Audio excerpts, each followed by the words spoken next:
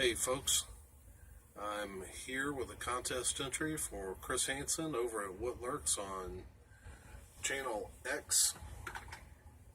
He has asked for 10 drummers, 10 favorite drummers, and I have that, and so let's get started. The first drummer is Buddy Rich. Buddy's talents, you could argue he's putting him a lot higher on the list, but he kind of ends up here because he did a lot of big band work, and I have to be honest, and big band is not one of my favorite subgenres in jazz. I tend to like small groups, which is why I picked this CD, because it's Buddy Rich and the All-Star small groups. And so Zoot Sims, Illinois Jacquet, Kenny Barron, and my favorite of the guys, Jimmy McGriff, who plays organ, is on this CD. But definitely a great drummer. The next drummer, Louie Bellson. Again, probably coming in low on this list. How low can you come in the top 10? But, you know, it's big band. I think the world of Belson's drumming talent, and but, you know, I prefer the small groups. So, but this album is good. It's Louie Bellson with special guest Clark Terry on the Telarc label. Good album. This next drummer his name is Steve Hindalong, and he drums for the Christian alternative group The Choir. This is a 1990 album, Circle Slide. Kind of a weird little back. I don't think there's a group shot. I kind of picked this album. No, it's just lyrics. But I picked this album because the song Circle Slide. No. Restore My Soul, which features Hindalong's drums, but he's a great drummer. My buddy Dave is really loves Hindalong, and partly for the philosophy that Hindalong plays very tastefully. You know, that a good drummer doesn't just fill up space. He knows when not to play, and Hindalong's one of those. He serves the music. He doesn't just try to show off. So that's The Choir, Circle Slide. Next, Elvin Jones. Of course, I'd be familiar with Elvin Jones. He was John Coltrane's drummer. This is a little later in his career. On this particular recording, Sonny Fortune, who's a sax player, along with John Coltrane's son, Ravi Coltrane, who is a sax player, are both on this album with Elvin Jones. Tremendous drummer. And that is a 92 recording. Now this recording comes from 58. It's Max Roach. Deeds, not words. Max Roach is a brilliant drummer. probably should have brought in the CD that I've got that's Buddy Rich versus Max Roach. You know, how often do you get two drummers that good on the same disc? But yeah, Max Roach, love to watch him drum.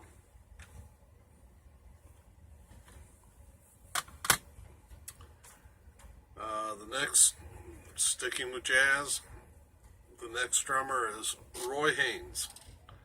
This was his Birds of a Feather tribute to Charlie Parker. I was privileged enough to see this group on tour. Now, the night I saw them, I believe Terrence Blanchard was filling in for, what is this gentleman's name? Roy Hargrove, I believe. But I think Terrence Blanchard was filling in for him. The bass player, can't remember his name, but I think Avishai Cohen was filling in for him. But still, these guys killed it that night. And I think Haynes was in his 70s back then, so he might be in his 80s. Surely, he's probably in his 80s now. Haynes was also John Coltrane's favorite drummer when Elvin Jones wasn't available. But this is a brilliant album, and he is a jazz icon, the great Roy Haynes. The next one is the last of the jazz drummers. His name, Jeff Tane Watts. This album is Citizen Tane. Brilliant young lion. Plays a lot with Branford Marsalis, who is on this album, along with Kenny Garrett, who, those two guys are my two favorite modern saxophonists. Watts also played a lot with the late Kenny Kirkland, who's probably my favorite jazz pianist. But this guy's the real deal, and definitely makes my top 10. The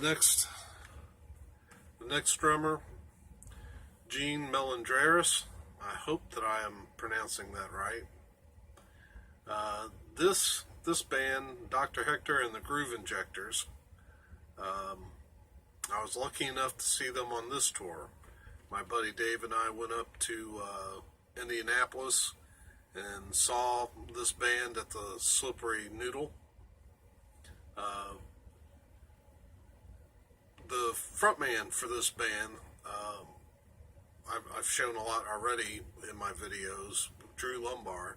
He was the lead guitarist and frontman for the band Grinder Switch before Dr. Hector and the Groove Injectors. And I met Melendreris. Dave and I spoke to him in between sets at the Slippery Noodle, and he was such a approachable, nice man, and one heck of a drummer, and enjoyed listening to him talk about drumming and how he learned, and the time that he briefly met Max Roach, and thought that was pretty cool. So that would be Gene Melendreris of Dr. Hector and the Groove Injectors. The next drummer played with my favorite band, the 77s, one of my favorite bands, Sticks and Stones. This was the album I discovered them. So the drummer on this album is this gentleman right here, Aaron Atrium Smith. probably not all that famous, but when he was 20 years old, he played on the Temptations. Papa Was a Rolling Stone. So that might be his biggest claim to fame, but he's a tremendous drummer and certainly added a lot to this album. So that's Aaron A-Train Smith. And then finally, my favorite drummer, the gentleman who grabbed Best Drummer, or Favorite Drummer in Heaven's Metal Magazine for a decade running, Ted Kirkpatrick of Tourniquet. This is their debut album. This is the remixed, or not the remix, but the remastered version. I have this on vinyl. I also have the original CD, but I decided to show this one tonight. There's a picture of Ted there in the red.